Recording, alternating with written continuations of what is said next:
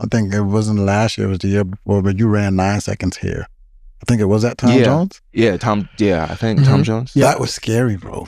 Mm. That was scary. That was your first time running 9 seconds or second time? First time running 9 seconds. That was your first time. What was that like for you? Like, how was I was that? Pissed.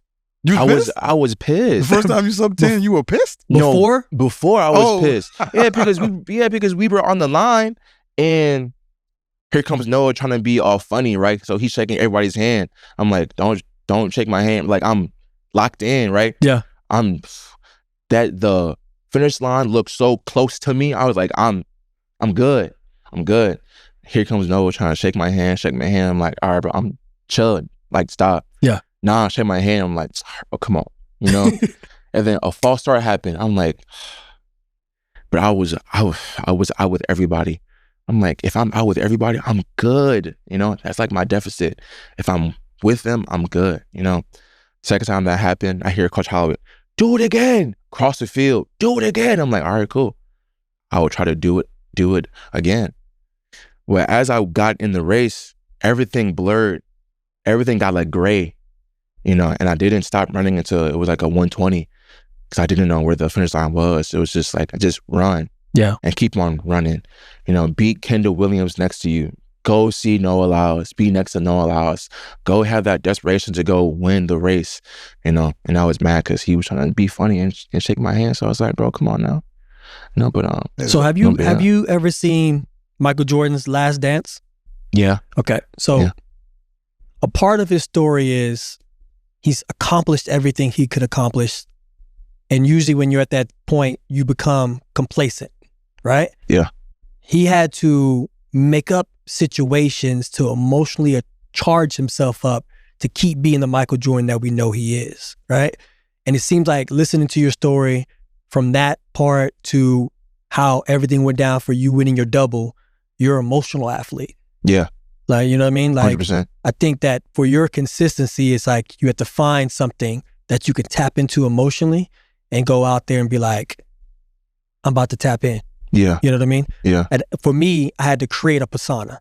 I had to go from being Justin to Jay Gat. Jay Gat was ruthless. Jay Gat was the guy on the field who didn't care. You trying to take money out of my pocket, food out of my mouth. You know what I mean? Like, we're trying to battle. Now, Jay Gat would only come out every 9 seconds or 19 or whatever. You know what I'm saying? But the fact is, I had to utilize that because Justin was just chill. Yeah. You know what I mean? Justin would be like, oh, all right, we ran. Cool. All right, live to fight another day. But Jay Gat was like, nah, today's my day. You know? Yeah. I see that in you. I see that kind of person that you like. If you tap into that emotional state, that finish line is going to become closer and closer for you all the time, like you said. Yeah. Now, recognizing 100%. That, or him recognizing that in you is really key. I'll tell you why. Because everybody aren't emotional runners. So if you were the opposite, you would fold. Yeah. And a lot of runners, like when they deal with that type of emotional state, they fold under the pressure. So him telling you that is definitely a good gem that you probably want to go back with your sports therapist or psych or whoever and try to work that and to see how you can harness that to be a better athlete. So I definitely think that was a good gem that even with Mouse, just gave him, yeah. You know what I'm saying? Mouse is an amazing coach to where if he's able to know what he can pull out of you, and now you know that, he's gonna capitalize on that moment to make sure you're gonna be the best Joe. You know? 1000%. Yeah. There's been times in practice where, you know, where people push the button, he smashes it, you know, and then we go run something that's like, what was that? Yep. And then we're like, boss, I have no idea. I was mad. We ran. That glimmer. You know? That glimmer of greatness. And it's just like, whenever he taps in, because since he knows us and he knows what buttons to push and not, and who the athlete really is, you know, if we're having not a good day, he can tap into that and say, look, let's just do this today.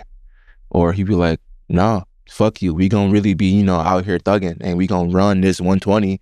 We gonna run this 300 all out. And he gonna talk some shit. Then be like, all right, cool, bet. You know what? Thank you. You know? And then, yeah.